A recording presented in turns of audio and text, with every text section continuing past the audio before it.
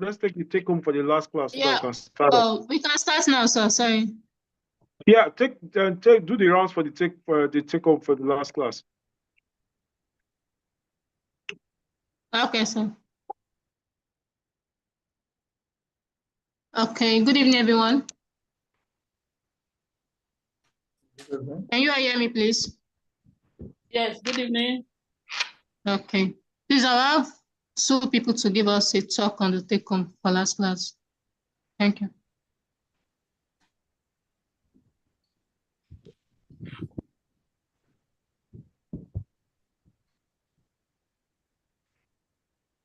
Who is going first, please?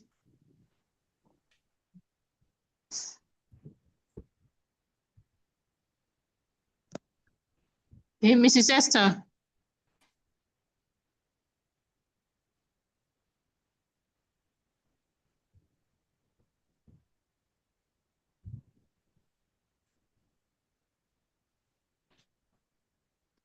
Mrs. Esther, please, can you give us take home for last class?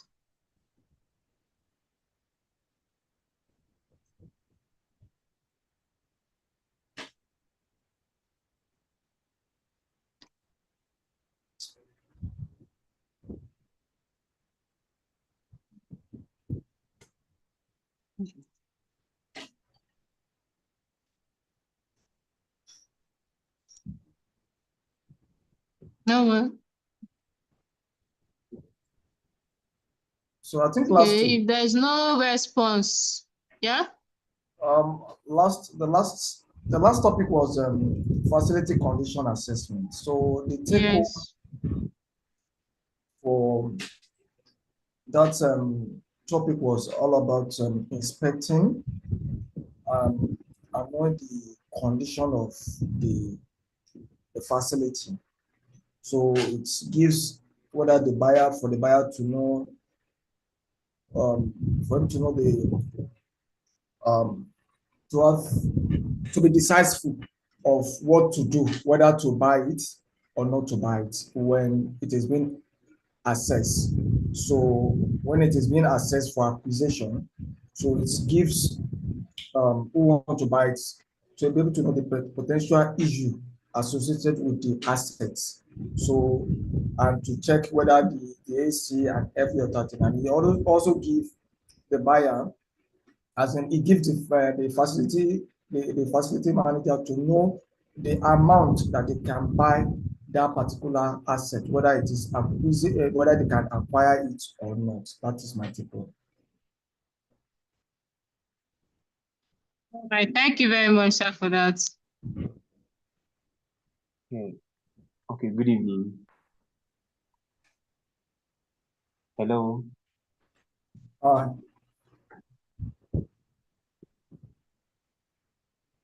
So, sir, please, you can start your class.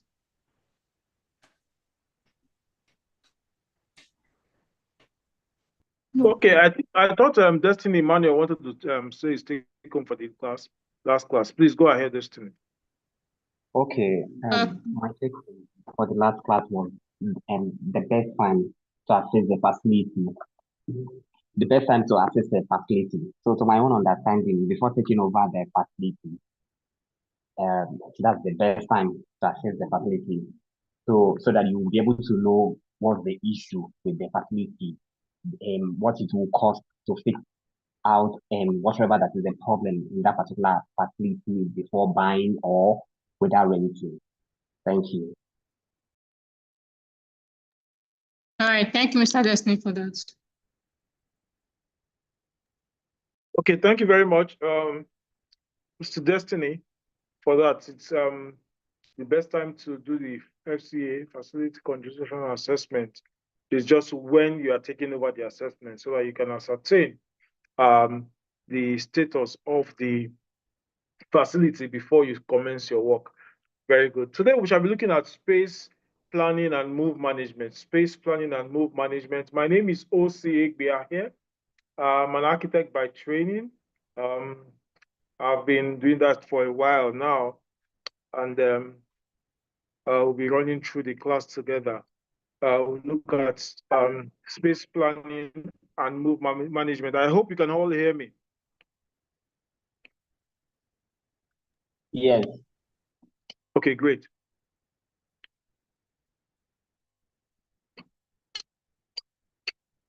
By way of running through the course outline, we'll be looking at the introduction.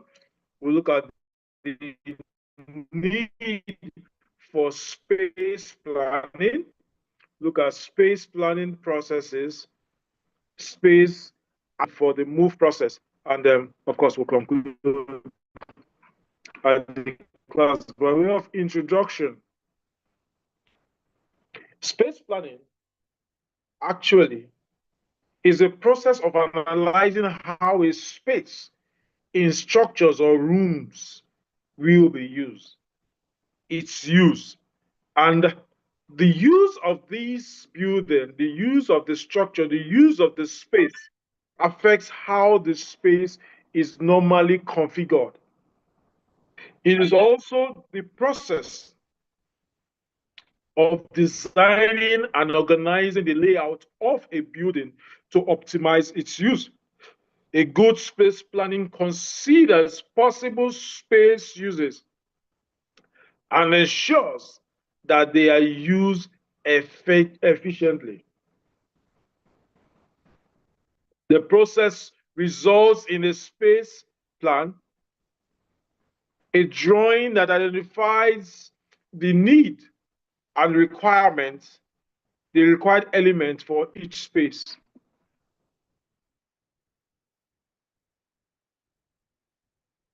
The way a space is planned always determines its use and its purpose. It is important for different spaces as it relates to its use. Hence, the need for a class and a course like this, which gives you a broader spectrum of how spaces needs to be managed. Normally, if you go into a new space, probably you want to change apartment personally, and the estate agent takes you to go and do inspection, and you will know where the living room is. You don't even need the estate agent to even show you or tell you, oh, this is the living room. You just know, oh, this is the living room. This is the kitchen, this is the toilet, this is the guest toilet, this is the master's bedroom, these are the other bedrooms, and so on and so forth. Why do you know these spaces? It's actually the way the spaces are configured. The facilities that have been provided in those spaces makes you realize that this is actually the guest toilet. Is not the master's bedroom toilet. And if you look at the different toilets, if the room is en suite, you will know the difference between the general rooms and that of the master's bedroom, because most likely that will be slightly bigger, even the room will be slightly bigger. And then you're able to say, oh, this will be the master's bedroom, or this will be the dining area, because the space is the way it's configured and how it is located close to the living room and also close to the kitchen space. So for easy assessment. So as facility manager, you need to understand how spaces are configured and how this affects its use. The efficient and effective way space is used is key for a facility manager, as it helps him or her to know if a space is fully utilized. Facility managers always want to know how a space is fully utilized. In most organizations, new generation offices are becoming more flexible in their requirements, as organizations are continually changing the way they work. Of course, there are ways where the traditional way of working, where everybody comes to the office, to sit down, you're there for 8 o'clock and you close for 5 o'clock. So everybody's always there to meet up with the strata of time. But these days it's become more flexible because, of course, COVID happened, and the eyes of the world now open to the possibility of working remotely, of working from home or working from wherever you are. You don't need to physically be in a space for that work to happen. So COVID made the world realize, yes, it has been operational probably before that time, but COVID was able to accelerate that and see that, oh, this is a new innovated way of working, innovation is key.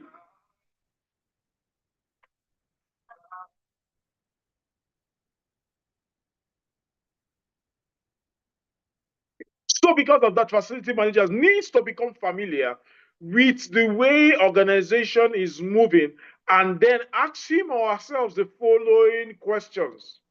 Is this present space well utilized? Do we reduce or increase the amount of space to be used? Each organization has its way of running, and the way the activities happen within the organization, the facility manager needs to be abreast of the activities within the organization and know what is happening and how they are utilizing the spaces that they have. Is it possible to renegotiate the current lease in terms of pricing and other agreements? Is the space still meeting the business needs and development of the organization? Does the location befit the business needs at that time? So the facility manager needs to ask himself, him or herself, these questions and query these questions and then begin to play and get answers to these questions. Because answering these questions will help the facility manager to generate data that he can use to advise management on next steps to be taken. The need for space planning. We shall consider the need for space planning under the following headings: legislations and standards, churn rate, space utilization and accommodation standards. For utilization, for legislation and standards, this involves the statutory requirements related to office layout. Basic requirement that is required for every office space, the minimum amount of space to be provided per staff member. Most staff members has an allocation of space in square meters to know, oh, this is the minimum requirement for every staff that is working in the organization. Anything below that becomes not adequate. From global recognized standard, the minimum requirement for every staff member is around 3 square meters. It is expected that a staff member should occupy a space of 3 square meters for him or her to be productive in the organization. We also look at the fire safety arrangement. How does the building, how does the space react in case of fire, in case of emergency? Are people able to run out of the building when there is an emergency alarm or when there is a fire? Is it safe for them to come out at every exit point to be able to access the fire assembly area where people can assemble when there is an emergency? Minimum required standard is that there should be no obstruction to the general exit in the building, and the distance between every point where you are in the office to the closest exit must not be more than a 1 minute dash. That is 60 seconds. It should take you less than maximum 60 seconds to move from where you are to get to the nearest exit. It is very important because at the sound of the alarm, you need to dash out of the space as quickly as possible if there is fire before the fire spreads out of control. So it is very important to note that that minimum requirement should be adhered to in your office. Lighting levels, the office spaces must be properly lit to enable workers to be able to work effectively. Every worker is supposed to be able to see themselves and also be lit enough. If this office itself is not well lit, it will affect the people in the office such that they will not be able to see themselves, and then, of course, it will also affect productivity. So it is important that the lights are adequate, and normally for office spaces, we recommend a minimum of 400 lumens ambient lighting, not the bulb itself, but the general ambient lighting That should be the minimum standard for the place to be bright enough for everybody to be able to work. If the lights are not very bright, it will cause you to feel sleepy in the office. If the lights are bright enough, it makes you able to work, you become active, and you are now able to do your work as required.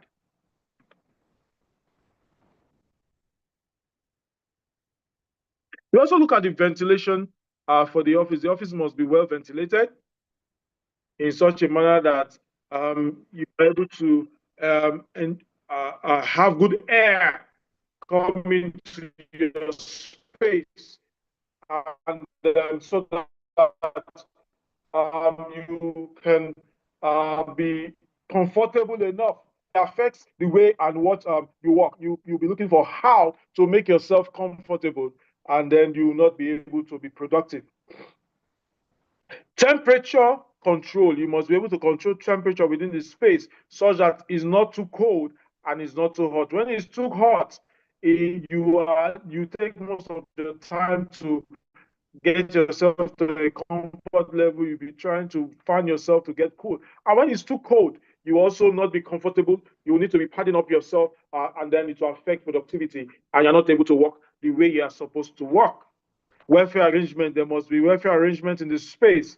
Looking at both the vending, where you have vending machines and catering machines, where you're able to cater for food, and then also ease yourself for conveniences in the office, so that you are comfortable. When you feel like easing yourself, you can easily access a toilet facility that will accommodate you.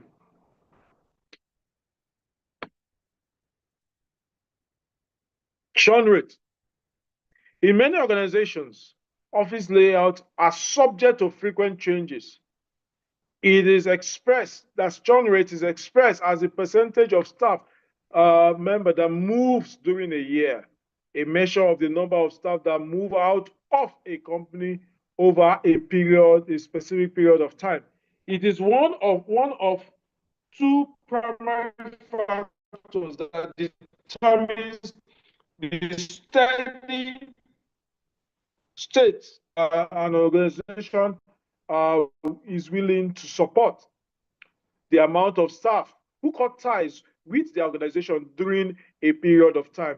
It is simply referred to, it simply implies that these staffs have churned out of the organization.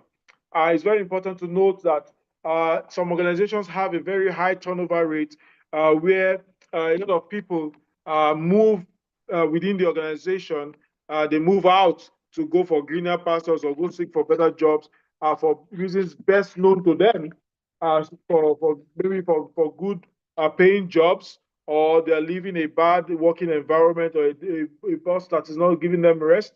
They are looking for where they can explore or grow in their careers. Whatever the reasons are, where you have companies where you have a lot of people leaving, you as a facility manager must be able to know the churn rate and be able to calculate that and say, oh, from the beginning of the year, we had like 50 steps. Year closing 2024, it reduces to like 40. And in the new year, you're starting with the 40. And as you progress, you see that 3 people have left and it's just middle of the year. It means that the organization is losing staff. And for you as the facility manager, you will need to plan around that to advise management to get a smaller space. And if you have people coming in, so you can get a larger space. You have what we call the vertical churn and the horizontal churn. The vertical churn refers to when people move up the ladder quickly. People are promoted very quickly and they leave space at the bottom. So for you as the facility manager, you need to begin to cater for spaces of people that are going up, and then those that are coming in. Is very important to note that. And then so you can plan towards that as a facility manager. But when you have people leaving, that's called horizontal churn. They are leaving the company in greater rates. Space utilization. A measure of whether and how a space is being used. Space utilization is the measure of how efficient a space is based on how frequently staff use it. It is important to note that every space in the office, you need to conduct the space utilization, especially areas like meeting rooms. You look at the provision is, this meeting room is provided for 6-man meeting room. You now discover, over a period of time, you take record of how the space is being used. Is the meeting room being used at all? How often is it being used? Probably for a month. You check probably for a week. If throughout the week nobody uses the meeting room, throughout the month nobody uses the meeting room, over the year maybe like the meeting room is used like 2 or 3 times, it shows that the office it's not being utilized. But when it is also being used, how frequently, if it's used frequently, you also begin to check the level of occupancy. If it's supposed to have like 6 members, how many people will use the meeting room? Is it 6? Is it 4? Is it 2? So you also check that. Utilization rate is a function of the frequency rate and the occupancy rate. The frequency rate measures the proportion of the time the staff member uses the space compared to its availability, that is the use of the space itself. Then occupancy rate refers to the measure of how full the space is compared to its capacity. If the capacity, like I mentioned, is 6, and for a period of time is not being able to get to that 6, maybe it's just 4 that is required, that is being used, you now note that also. Utilization rate can be used, can be assessed in terms of both actual use and predicted use. You look at what you predicted the space to be using and the actual use of space. Establish a baseline of current utilization, and renew lease for just in need spaces. That is, by the time you look at all your spaces, especially for offices that have different branches, you look at all your spaces, you look at how it is being used. If some spaces are underused, you need to now begin to collapse spaces together and then let that go. And you only renew your rent at the areas where you know the utilization is optimal. Optimizing the use of the remaining space to maintain productivity and competitive advantage. When a space is too large, it affects the productivity of the staff workers. When it is also too choky, it also affects productivity. When it's too large, you feel you have a lot of room, people will be sleeping. And when the place is too choky, people will not be able to work because they'll be disturbed. You have too much people in that space. So you need to just get the right space per time. Accommodation standards. Organizations also have policies of the minimum standard of accommodation for each staff grade. Admin staffs may work in open spaces, but in their own enclosure. Managers may have individual offices, sizes based on security and seniority basis. And then the business needs. Office layout design should provide an environment suitable for the business need of the organization. You need to understand how, for example, a customer care center undertakes their businesses mostly on the screen. So they don't really need very large decks. So they need small decks area per staff members, like that, those in server cafe. They need minimum requirement for storage and may have limited requirement for copying facility and printing facility because of the way they actually work. In comparison with handling paper-based large tables for their staffs, they require also storage for records and archiving facilities. They may also need photocopying and printing facility services that is provided for desks. Each desk in an office may require a telephone and a computer. Those days used to be desktop computer, but these days a lot of organizations have moved to laptops. But some do this 3-in-1 screen where you can have everything together in one screen. Fit to the table so that you don't go home with it. It depends on the organizational need. In large offices, the power data cables may run under a raised floor to the decks. And another alternative in small offices is to use dado trunking around the wall. That's when you have all the data points and voice points just running on the perimeter wall. Alternative are to use ceiling mounted power poles. Uh, they can also assist planning of decks to be too close to the perimeter wall. You can use power poles and partitions. Open office plan are often divided into small offices for manager and meeting rooms, etc. These are normally done with partitions, and they are done in such a manner that it can fit into the space.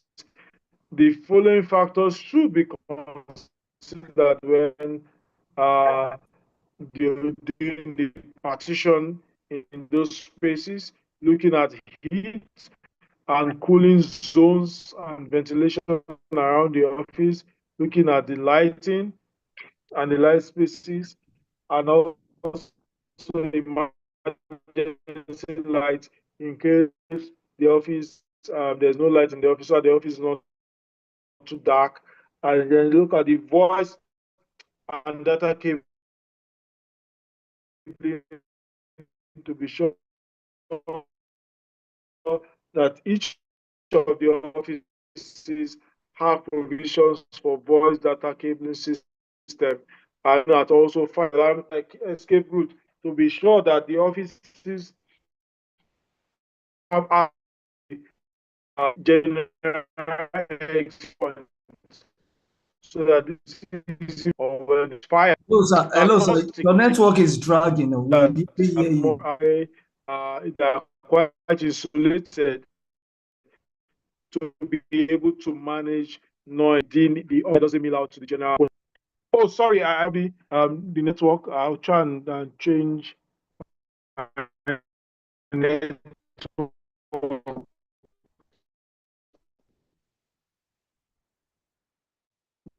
I hope you can hear me now.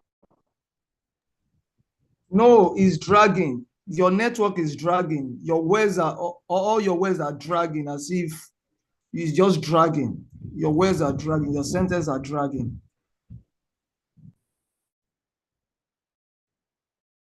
Can you hear me?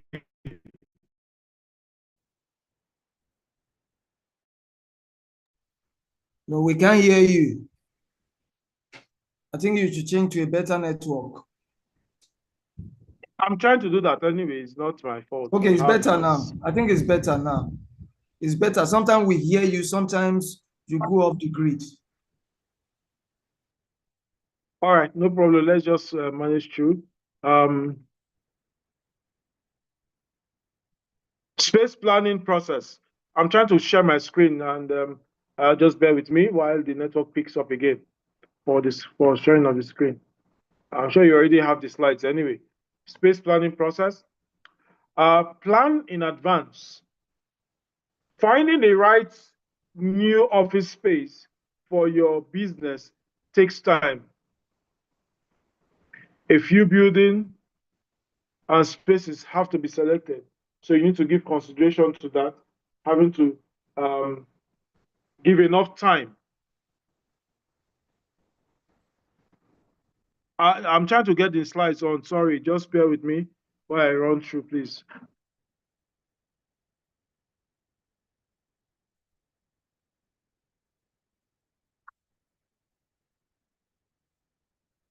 The network, sorry, just hold on.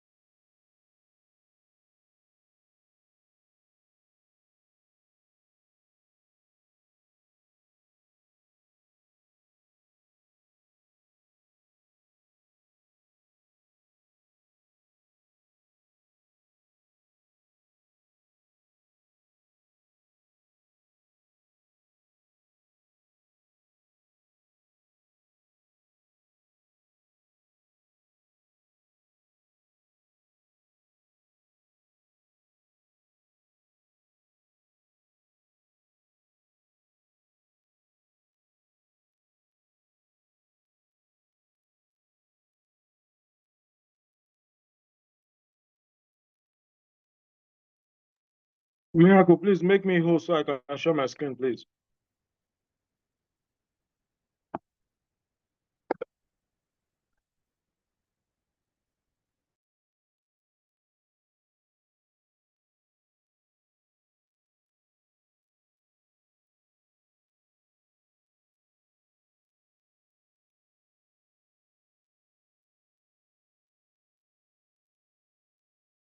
I've made it call also.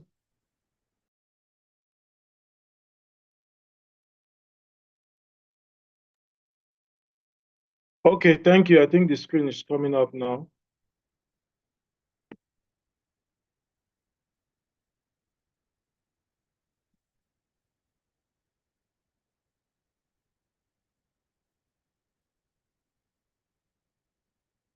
So can you see my screen now? Yes, we can. Yes, sir. Yes, we can see it. Okay, great. Yes. So I'll just continue. Space planning process. Finding a space out for an office takes time. You need to go through the process. You need to look at several office spaces. Take the following steps. Well, interview several architects, space planners, stroke space planners to be able to manage your space. Select a professional that understands your business or activities in details. A good space planner can quickly interpret your organizational operation. Your organization operation, normally a good space planner should be able to interpret it from your organogram. If you have an organogram in the organization, it will be easier for the space plan to interpret that and convert that to graphics, make suggestions to improve efficiency and the flow of activities within the organization. This will translate into a design that balances company's vision and space utilization, department adjacents, and future growth. Getting departments that are closely working together and then looking at future projections for the organization to be sure that there are future growth. What do you need to do?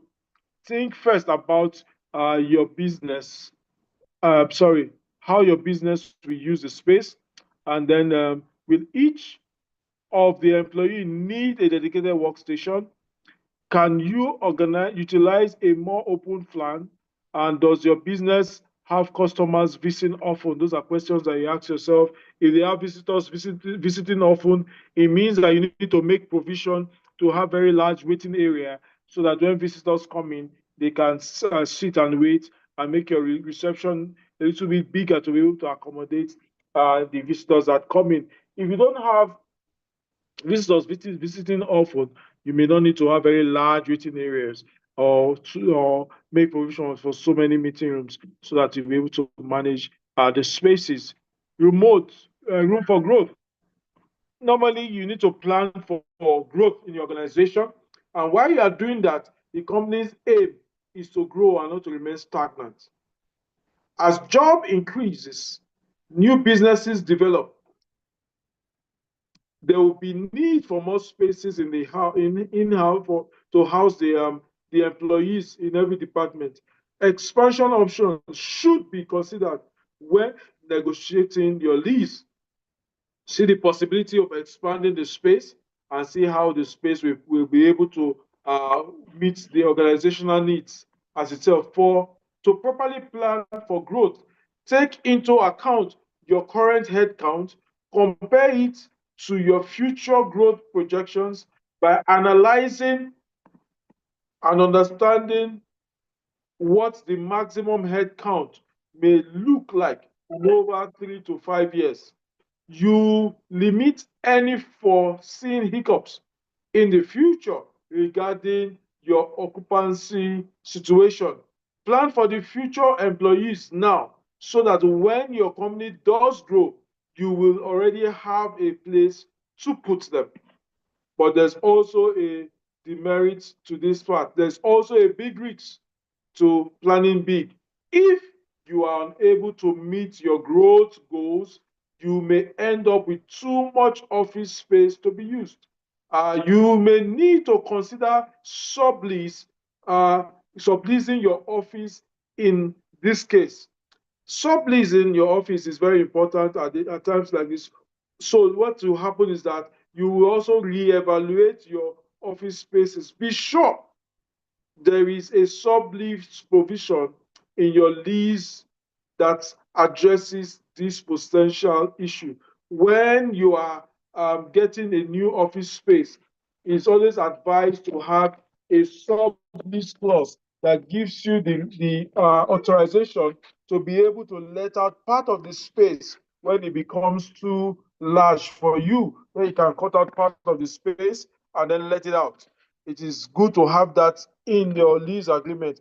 Perhaps you do not have that. By the time you are renewing your lease, it would be nice to have you negotiate with the property owners or the property managers for the possibility to have a sublease agreement within your lease so that you can let spaces out when it becomes too big for you. One of the ongoing debates for a long time is whether it is better to have an open plan or enclosed cubicle. Which direction should you take? Should you consider an open plan? That decision really depends on your industry and how it plays out, how they work around. What makes your team perform better? You need to have data on that. Do they perform better when they were in an office open space? Do they need do you get better result by your team collaborating and interacting? Do your employee perform better in a focused, productivity-driven environment where you have enclosed offices? Open plan spaces sometimes have disadvantage and disadvantage. The use of large, it involves the use of large open spaces and minimize the use of small and enclosed rooms, such as private offices.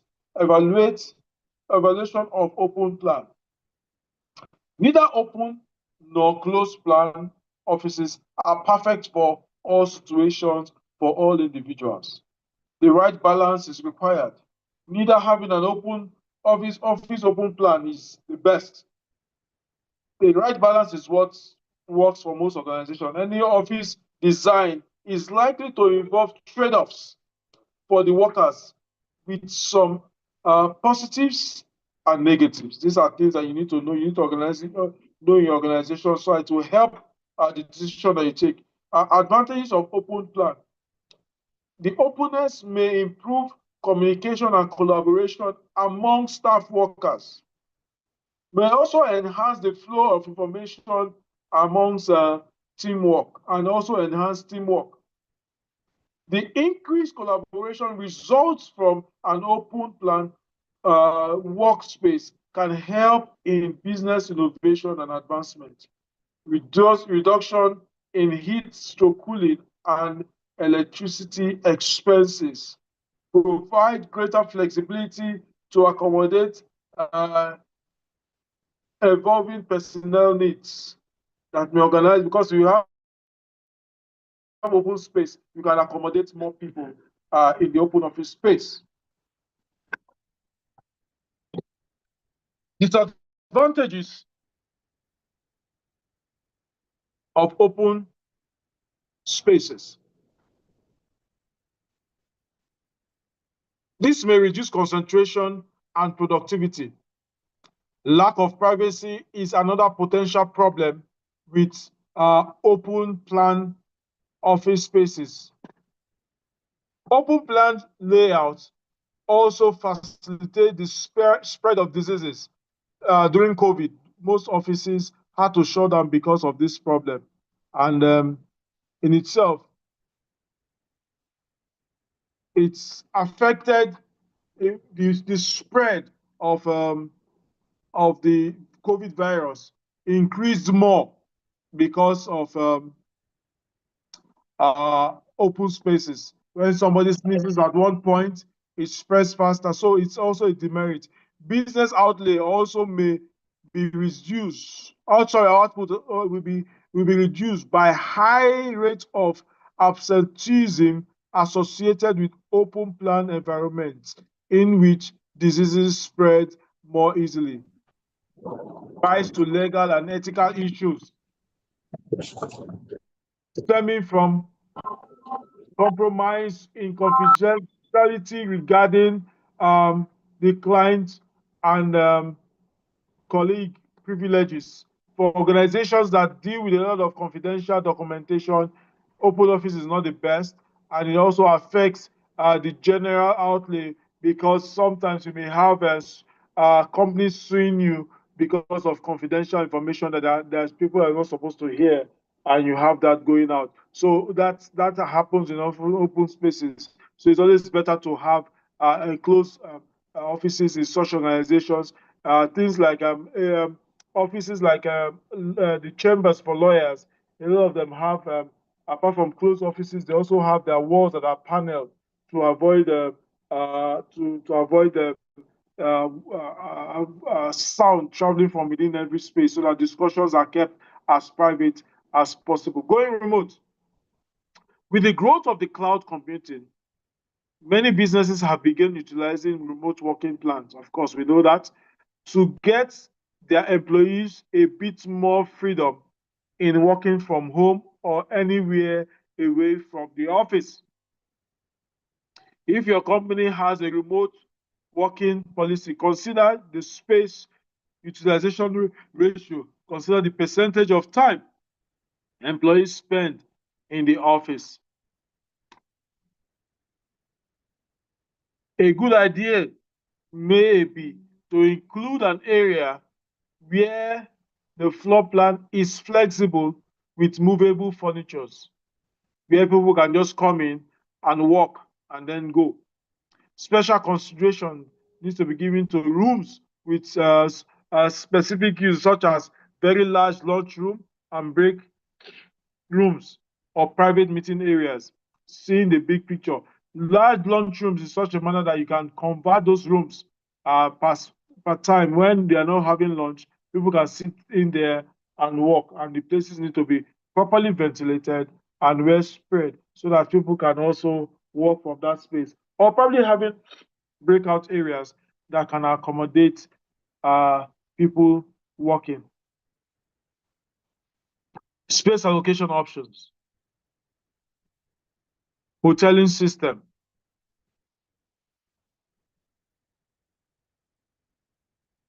This is closely related to the way you do in hotels, where you go and book for a room, you pay for a room, and then you stay.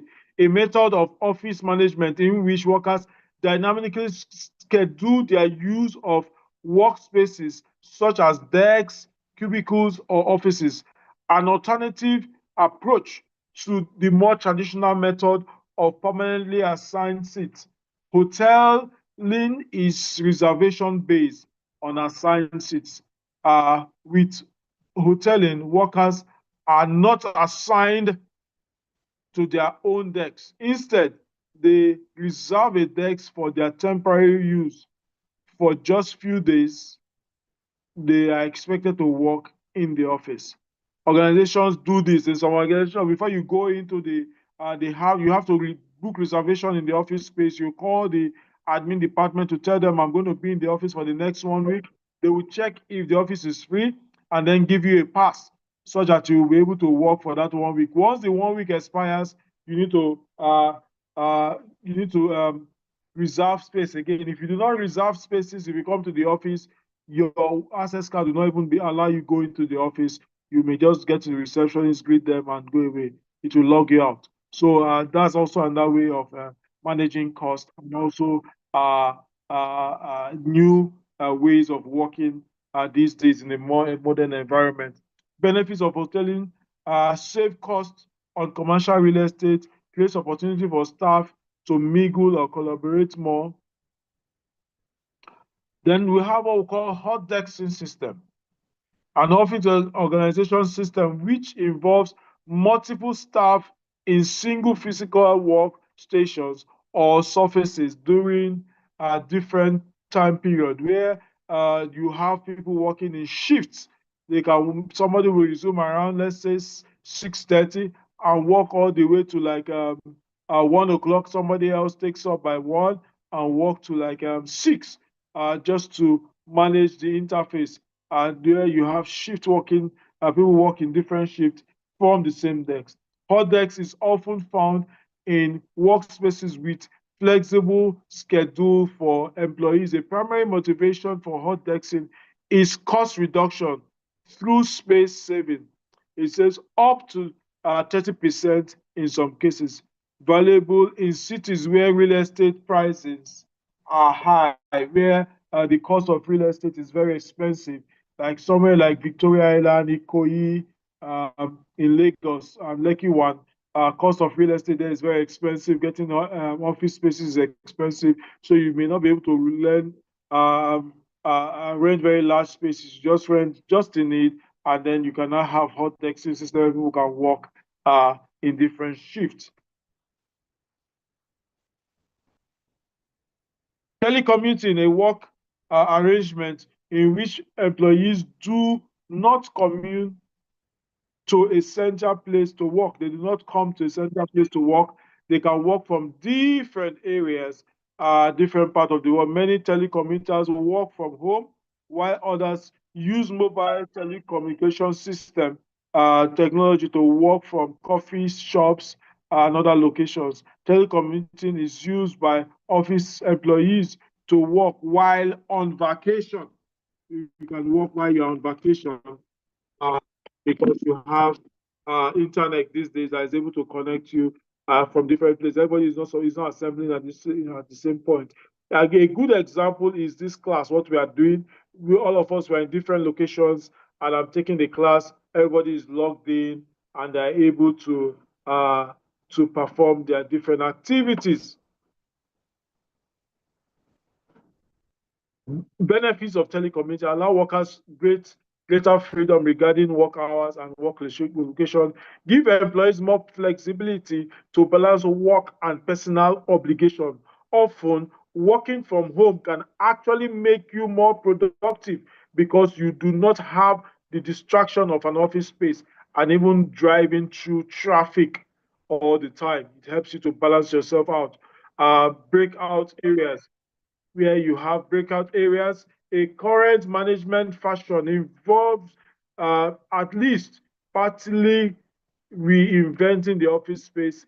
In such environment, workers no longer have their own desks and workspaces.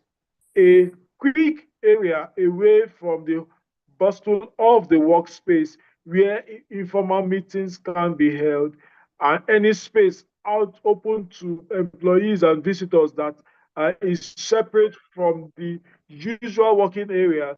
That area help to relieve stress and encourage their posture.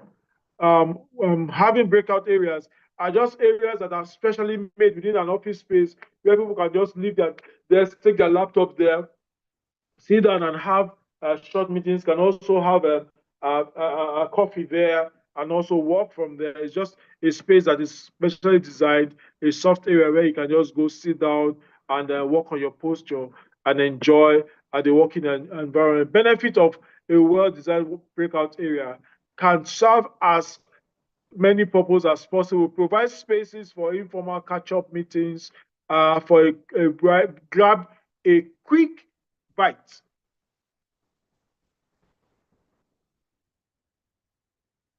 Grab a quick bite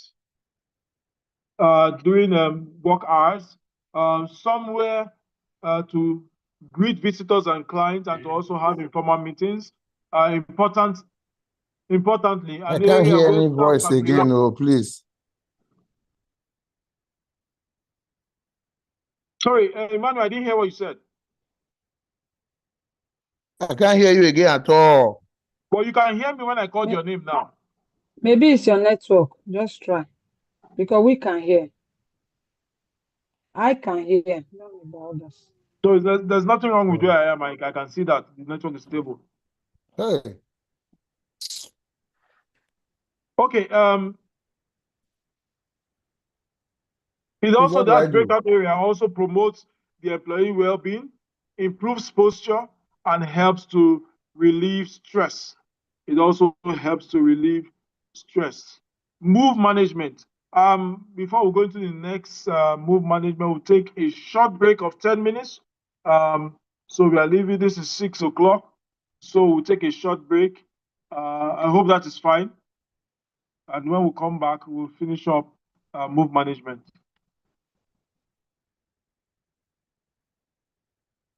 I hope this is fine. Thank you. All right, fine.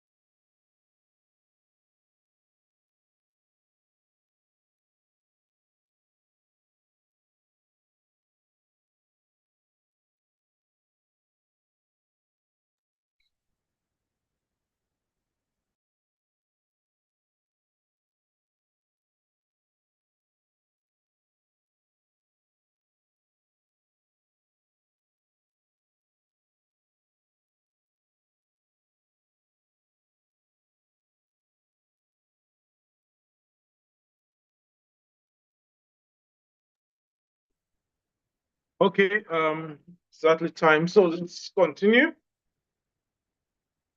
I hope you can hear me. Yes, we can. Yes, Okay, great. we can. Move management. This move management is actually a core role of the facility manager. The role of the facility manager in move management is a core facility management role. This refers to like what we call our local parlors. When you are parking, you are relocating from one point to the other. You are leaving a particular space, you are going to a new space where you are relocated. Is a core facility management activity, manager's activity. So it's something that anytime your organization is relocating office, it's something that the facility managers will have to happen. The role of the facility manager in many organizations, office, of course, layouts are subject to frequent changes. This process is referred to as churn. These moves are normally planned by the facility management department. It's something that you must need to know. The facility manager plans for the following: minimum amount of space to be provided per staff, the fire safety arrangement, the lighting levels, ventilation, stroke thermal control, the welfare arrangements such as toilets and so on and so forth. The reasons for the move, one of the things that you must do as a facility manager, you must be able to answer the question why. Once there is a move, there's always a reason. Is it for expansion and growth? Is it to reduce costs? Is it to consolidate the offices? Or because of renewal or expiration of the lease of a particular space? Or is it because the organization wants to access new market, or the reorganization for better facility, or to improve the brand perception, or to also enhance employees' morale, to upgrade technology, and to be closer to clients and competitors? These are some of the questions that you may need to answer, and then see how that plays out to give you the reason for the move. Because once you have the reason for the move, it will be able to help you go through the whole move process. Factors to be considered when investing in a new office. One of the things you need to look at when you're going to look for a new space is, one, you look at the power stroke cooling system. The power stroke cooling system, to be sure that they have adequate power supply to manage your diesel exposure and generator dependency. Electricity system, to be sure that the building itself, the electrification is good. And that means that you need to check the DBs to be sure that the DBs are properly in good condition and they are working well. For most space, I always tell people when you go for vetting, check the DBs. If there's anything that shows that there's been a burnt wire around the DB, you may need to get an electrician to check properly that the cables were changed or replaced, or you may need to plan to rewire the whole space if you are not sure. Because once there have been any burnt system like that, it's the chances that that burnt may also resurface again. It may also happen again if it's not properly taken care of. Plumbing system, you must also check that the plumbing systems are good enough, that you do not have a system where you have leakages everywhere, and you don't have issues where you have smell coming out of the toilet into the office spaces. These are things that you need to look at for when you are vetting a new office space. Look at the waste management disposal system. Make sure that you have the access to be able to get the waste management system, the trucks to come in to take the waste out, and then also look at how the septic waste is also managed. Do you have a sewage treatment system there, a sewage treatment plant, or you need to be calling for trucks to come in to dislodge the septic tank from time to time? Sufficient physical space. Sufficient physical space, to be sure that you have sufficient physical space to manage it. You also look at communication service providers, to be sure that you have adequate communication service providers that are closer to you to be able to provide the necessary communications that is required for the building to function well. You also need to look at the wireless connectivity to be sure that you can do your IT activities properly and your servers are working well. It's very Hello, important sir. We can't to see have your that. screen. Oh, Hello, network has sir. knocked it off. How them We chance can't we see log your in? screen. No.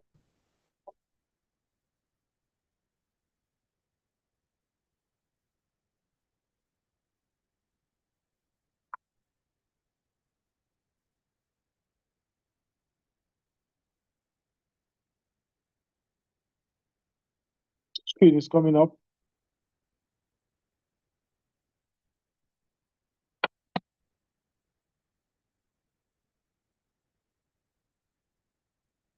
Sorry, well, this slide should have been sent to everybody, right?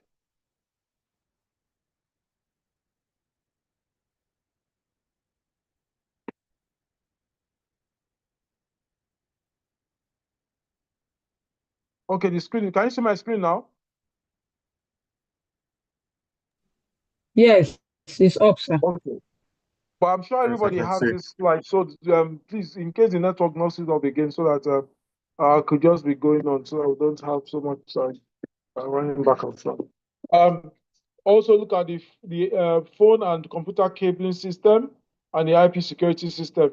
You know, you also need to look at the wireless connectivity to see that you have your phone, GSM phones can actually get network in those areas. Those are things you need to check when you're getting offices. There are some areas, even in Lagos or outside Lagos, where some service providers are not strong enough.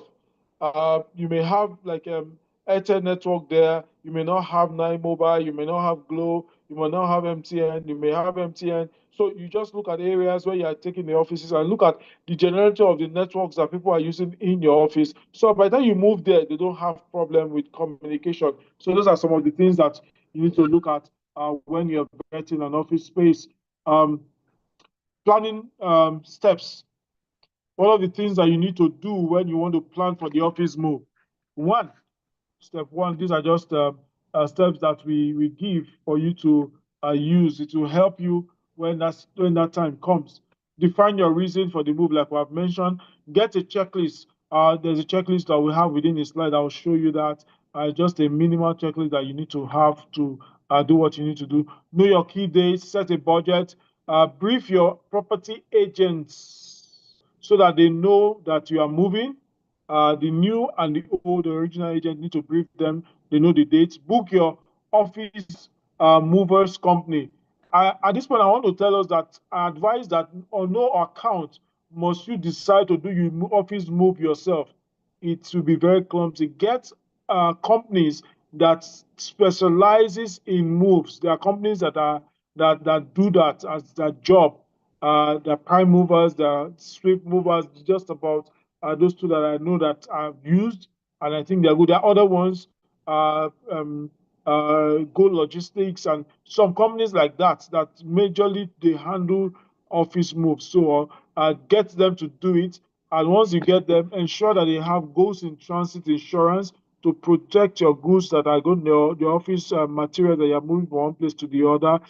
Plan your new office design and space plan. Plan for IT relocation separately, finalize the office lease, and then do the dilapidation stock reinstatement. Normally, when you're leaving your old spaces, there's what we call restatement. There's always a clause that says you should take the building back to the way you met it before you came in. So most of the times, if you are not able to do that, just tell the landlord to quantify the cost and pay the landlord to manage that themselves. It's easier and faster for you to move. Managing office move challenges. Allow plenty of time when you are doing an office move. You need to plan. Allow plenty of time. Manage and guide staff through the move. Play to everyone's strengths. Be prepared for disruptions. There will be disruptions. Be prepared for it. Plan for the disruptions. And so that when they come, you're able to manage it so that you're not frustrated. During office move, there are a lot of disruptions that will come in. And if you do not plan for them, it will frustrate you. You feel very bad. Preparing the new location. Create a new office plan and layout. This is where your move committee will be really helpful. It is always good to have a move committee that you discuss things with.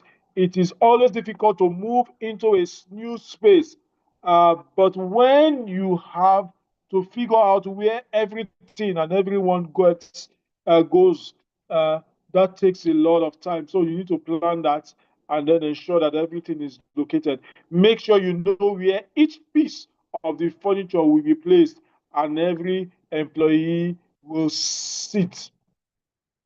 The more detailed the plan, the better. It makes it a lot easier when the move process starts. Everybody knows where they have to be and knows how to get there. Take time, office move guideline. Take time to plan efficiently. One way to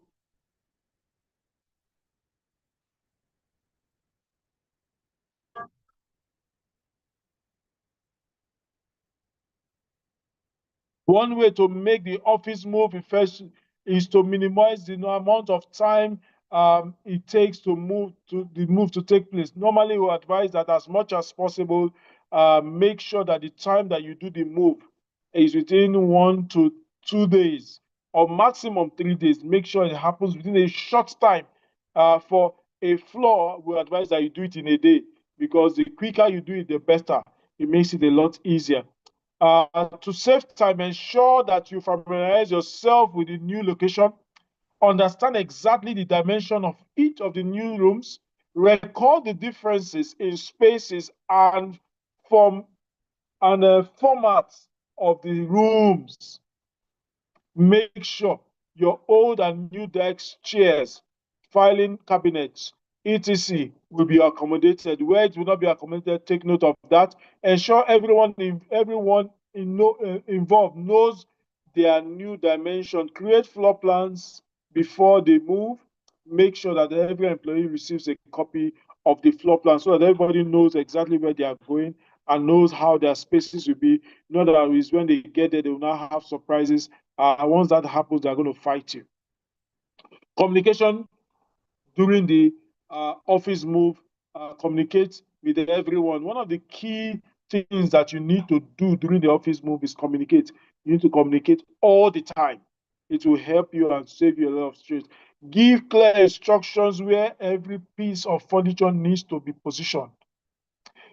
The easier and more understandable you make the office move to the mover, the quicker the move will be and the more efficient it will be. The role of the supervisor during an office move. Ensure staff follows the instruction during the office move. Create an office move guide.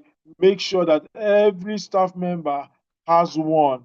Communication is very key, so make sure every staff member has one. Employees' responsibility during the office move will be responsible for their own packing of items before the actual move. You must make sure, one of the things you must make sure is in the office happens is that everybody should pack their own items by themselves. Do not help anybody. Give them cartons. The move companies will come with cartons. They will put their stuff into it and they will tape it up and label it accordingly with color code. So they know exactly what they are doing and what they need to do. So it is important that they have that. Loose items during the move, the office move. Items inside boxes, inside bookshelves, bookcases, desks, all units and cabinets should be packed securely in cartons. Filing cabinets may not need to be emptied. They may just need to be locked properly and securely fastened with strings or heavy packing tapes so that things don't fall out. Preparing desks for the office move. Ensure that all the contents are packed. Items such as paper clips, pencils, and other loose materials should be placed inside the box, and then glasses should be protected with paper or other packing materials. Moving electrical machines, disconnect and dismantle all the computer equipment as specified. Remove all flues from photocopiers.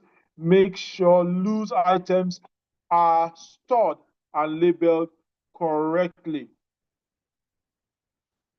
Office move checklist. This is a checklist that we develop over a period of time. So it's something that you need to look at. It will help you go through, and it will help you. You may add to it. It's not all exhaustive, but it's just a guide that can help you develop a checklist. Employing professional movers. Like I said, it is very important to have professional movers when doing the move.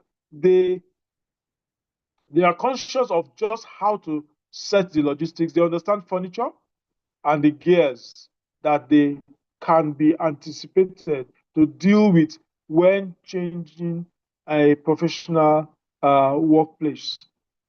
They have the appropriate resources to help you make the transfer secure and simple.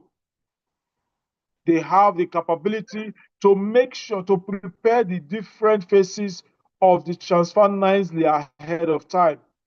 They utilize color code to know where precisely a specific piece of furniture will be stored in a new place. They have a better understanding of how to manage the office move. Key considerations for the office move. The key considerations that you need to have, this is where we begin to look at the timelines and how to meet up with the timelines. Key considerations for the move process. The office move planning, we advise that 6 weeks before the actual move, that you should start all the works. That is where the main activity should start, 6 weeks before the actual move.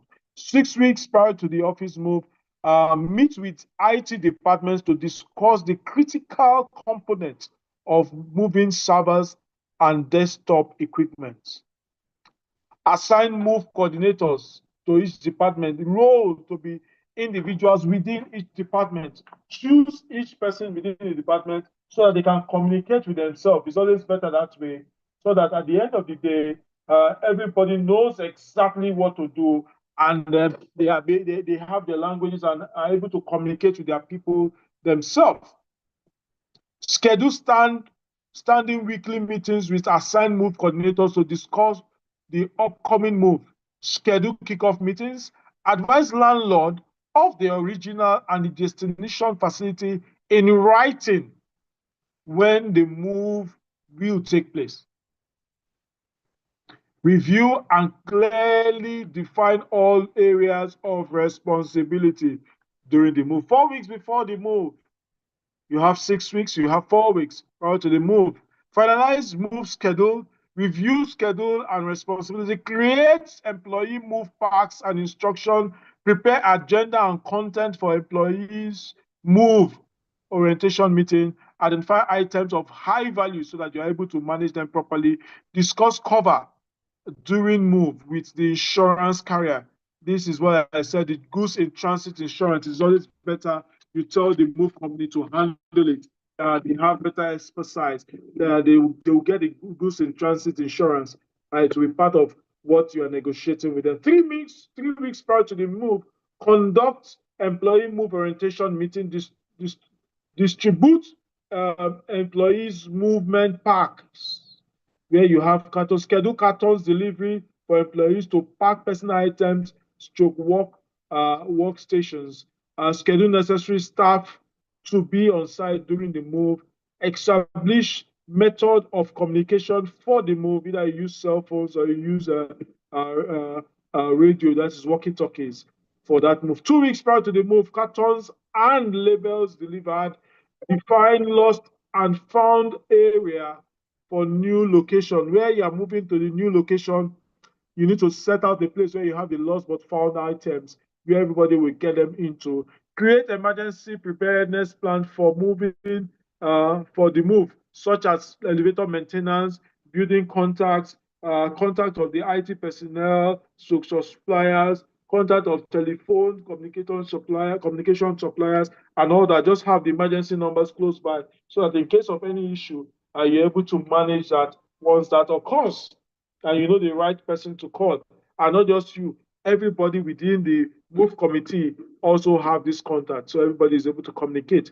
The move week itself, confirm all building reservations have been done, contact the supervisor, orientation meetings, conduct supervisor orientation meetings with the supervisors that you have chosen for each areas and for each activity.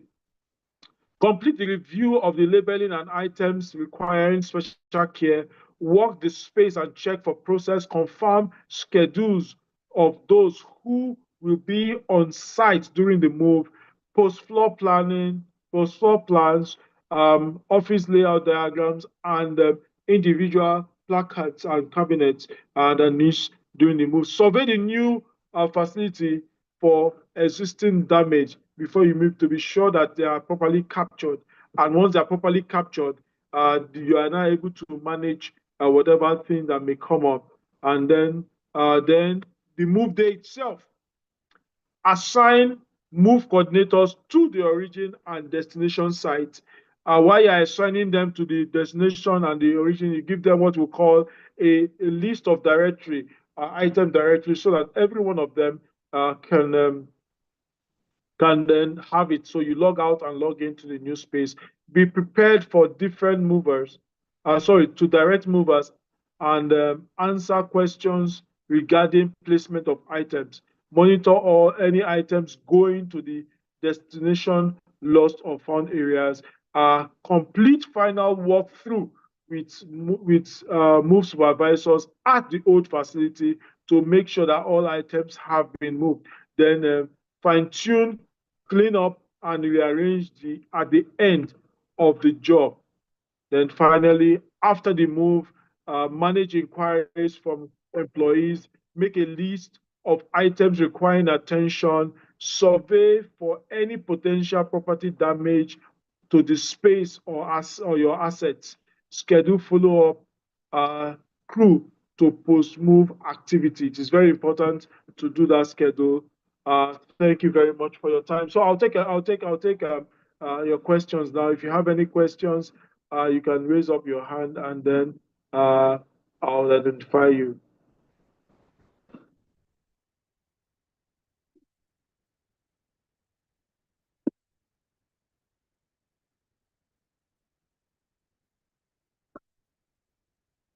Sorry, can you guys hear me? Yes, we can. Okay, great. Questions, please, if you have any.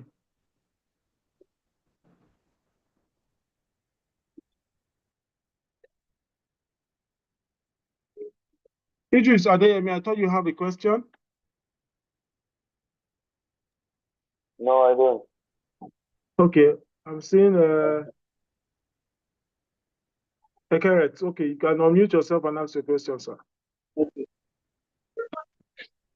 evening, sir. Yeah, good evening, sir.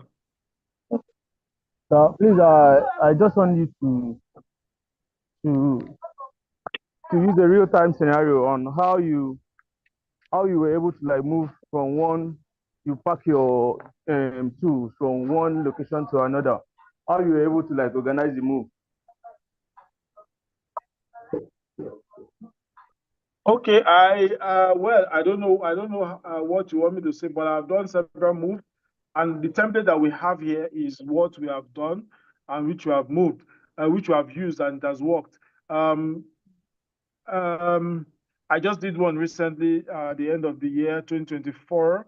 We moved an office from Papa to Victoria Island, and we followed this methodology. First of all, in fact, we did a total fit out of the new office space in Victoria Island, and that fit out activity happened within 3 months, and the move process itself happened in December. The client needed to move from their old office in Apapa latest by December 31st. And if they moved into 1st of January 2025, they will be paying close to 5 million naira every week for every additional day. So we had a very, very tight timeline. What we did was to get the place ready, and then we were able to demobilize their old site and move them. The first part of our activity was to move the IT, which is the most critical Okay. in most buildings and most organizations. The IT, we started discussions with them much more than every other person. What we did was, which I always advise, you have to clone the server room, not to wait to move everything from the old server room to the new server room. And even at that, most of the equipment they had in the old server room was already approaching what we call end of life. So they needed to buy new equipment. So cloning the new server room, the server room, building a new server room was far better and cheaper for them. So they got their new equipment and they set it up before they moved. So the server room in the new place was already set up before the move happened, so that the equipment came in. The only thing they just needed to do was just to change their switches. In fact, their internet providers actually made provision for the internet to get to the server room before anything even moved to the new site. So those are some of the ways that we managed that to make sure the place was done. IT was the first to move. The activities happened. Mainly IT move, you need the company had already moved. Every other person can work from home. The physical decks, some of them were moved, some of them were sold out. The old office was reinstated, was done within a week. Everybody had to get out of that space. It was done and cleaned out. Normally what you have to do, which are the normal challenges, is that staff members, you need to, from time to time, communicate with them so that they know that the office is moving. And by the time the move happens, they don't go and resume in the old office. So that communication is always very key. I always use myself as a typical example. Years ago, I actually moved from one apartment to another apartment. And I had moved over the weekend. In the Monday, went to work. When I was coming back from work, I drove to my old house. I actually drove to my old house, and then it was then I realized that I've parked. What am I doing here? I had to then reverse and started going back to my new place. So if that can happen to me that did it at that time, so I always assume that people may forget. So you need to communicate with them regularly so that it sinks into their head, so that when the move happens, they don't have such scenario happen. It will still happen anyway, but just to make provision for that. Then for reinstatement, I've had two experiences. One experience we did ourselves, which with not too much hassles. Another experience, it was difficult to meet up with the property owner's specification. So what we did was to just discuss with them, negotiate with them, and pay them off to do the restatement themselves. And that was faster and cheaper for us to manage because we weren't reaching a compromise on what the property owners actually wanted. I hope I've been able to answer your question. You've done that, sir. But sir, a quick one, sir. When Yes. moving capital equipment like Gen, what are the procedures of doing that? In fact, generators are that. It's very easy to move gen now. Anybody can move gen. You have in fact, it's always better for you to get the gen technicians to move the gen. They just demobilize the electrical aspect of the generator. You take reduce the diesel. The diesel tank is there. Move the diesel tank, and with the generator, you get depends on the size of the generator. You get a higher or you get a load bed. Where the higher or the crane will load the generator onto and take to the new location. That's not it's not really it's just to have enough funds to get the low bed and the high up to be able to move the generators. And in areas where you need to do some braking and get out the generator, you do the braking, move the generator, fix it back with the masons, and then you are good to go. All right, sir. Thank you, sir. I appreciate it. All right. Thank you very much. Do you have any other question?